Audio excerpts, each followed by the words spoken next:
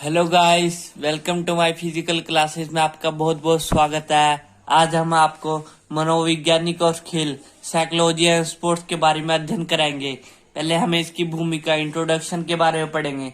Psychology शब्द यूनानी शब्द है जो दो शब्दों से मिलकर बना है। साइक जिसका अर्थ है मन या आत्मा और लोगस जिसका अर्थ है विज्ञान से लिया गया है।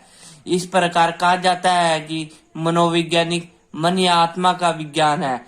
अब हम खेल मनोविज्ञान के बारे में पढ़ेंगे। खेल मनोविज्ञानिक की एक अन्य शाखा है।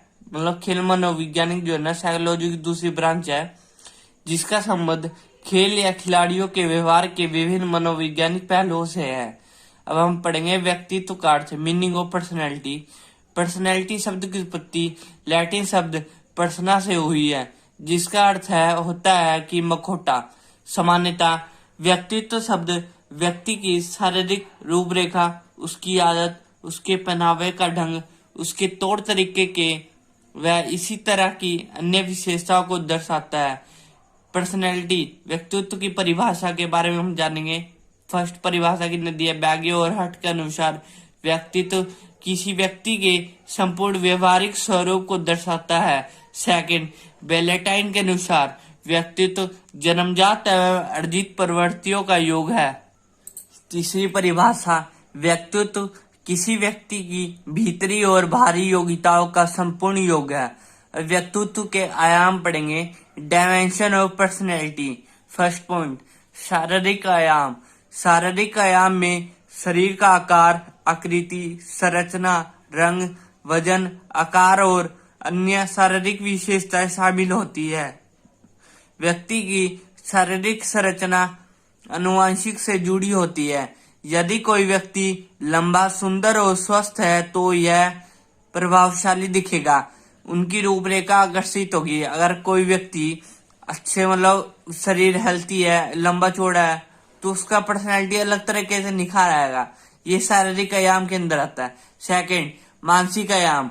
व्यक्ति के मानसिक आयाम में स्मरण शक्ति, शिक्षा, विचार, एकाग्रता, समाज, बुद्धिमान आदि शामिल है। अन्य जीवों की तुलना में मनुष्य को अधिक मानसिक एवं बौद्धिक क्षमताएं प्राप्त है। थर्ड सामाजिक आयाम। मनुष्य एक सामाजिक प्राणी है, वह समाज में रहता है और वही सीखता है। व्यक्तित्व के सामाजिक आयाम में सामाजिक व्यवहार, सामाजिक सोच और सामाजिक समायोजन शामिल है। यदि किसी व्यक्ति की समाज से पूरी तरह से अलग कर दिया जाए, अगर किसी व्यक्ति को समाज से पूरी तरह से अलग कर दिया जाए तो वह अधिक समय तक जीवित नहीं रह सकता। कोई व्यक्ति समाज के दूसरे लोगों से कैसे प्रभावशाली होता है, यह व्यक्तित्व के महत्वपूर्ण आयाम है। फोर्थ पॉइंट भावनात्मक आयाम। वे भावनात्मक ही है जो हमारे जीवन को सरस या नीरस, सुखी या दुखी बनाती है। प्रत्येक जीव में भावनाएं मौजूद होती है। मतलब हर कोई सा भी जीव हो उसमें भावना, इमोशन होते ही होते हैं। हर भावनात्मक अनुभव में हमारे शरीर में कई शारीरिक एवं मनोवैज्ञानिक परिवर्तन शामिल होते हैं। व्यक्तित्व दृष्टिकोण के आधार पर वर्गीकरण। पहला अंतर्मुखी। मतलब तीन प्रकार के व्यक्ति बता रखे हैं। तीन प्रकार के व्यक्ति कौन कौन? अंतर्मुखी होते हैं, एक बहिर्मुखी होते हैं और एक होते हैं उभयचर। अंतर्मुखी व्यक्ति अंतर्मुखी अकेले रहने वाले और अपने आप से अधिक सहमत होते हैं।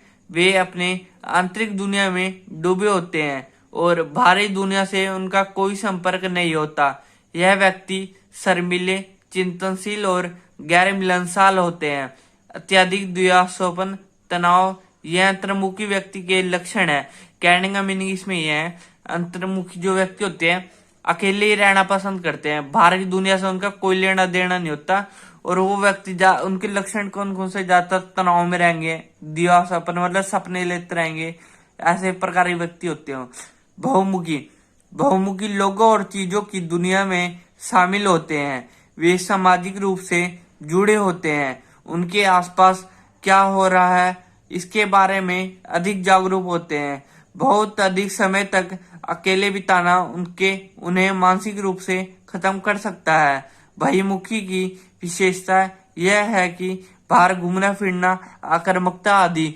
मतलब कहने का भी नहीं है इसमें, जो बहुमुखी व्यक्ति होते हैं वो ज्यादातर ना समाज में रहना पसंद करते हैं। समाज के साथ उठना बैठना, समाज के बारे में जागरूकता करना उनको बहुत अच्छा लगता है। और जो इनके लक्षण कौन कौन से होते हैं, बाहर घूमना फिरना, गुस्सा होना, ये लक्षण होते हैं इनके। उभयचर, लगभग किसी को भी पूर्ण रूप से अंतर्मुखी या बहिर्मुखी के रूप में वर्णित नहीं किया जा सकता। उभयमुखी सही रूप से मध्य में है और वे वास्तव में आबादी का बहुमत बनाते हैं, लेकिन वे बहुत लंबे समय तक दोनों में से किसी दिशा में भी ठीक से काम नहीं करते। उभयमुखी में अंतर्मुखी और बहुमुखी दोनों के लक्षण का मिश्रण होता है। कहने का मीनिंग इसमें यह है, उभयमुखी जो होते हैं वो ना तो अंतर्मुखी होते हैं ना ही बहुमुखी होते हैं, इन दोनों का मिश्रण होता है। ये जो व्यक्ति होते हैं, ज्यादातर आबादी होती है इनकी मेजोरिटी ज्यादा होती है अंतर्मुखी और बहुमुखी से।